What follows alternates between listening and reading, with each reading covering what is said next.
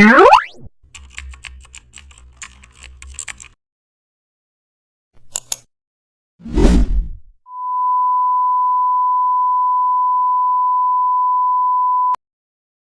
everyone, welcome back to the channel. Don't forget to like, share and subscribe for more updates. Today we are explore custom shape step by step chevron flow. Create a new canvas in Photoshop. Select the custom shape tool from the shape picker. Choose a chevron or arrow black shape. Now draw one chevron pointing right. Change its fill color to primary color. Duplicate the chevron multiple times.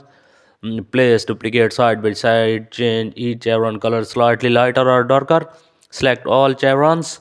Align them horizontally. Then add steps, numbers inside each shape. Center number using move tool. Add short label below each chevron. Zoom out and check flow. Process looks easy to flow.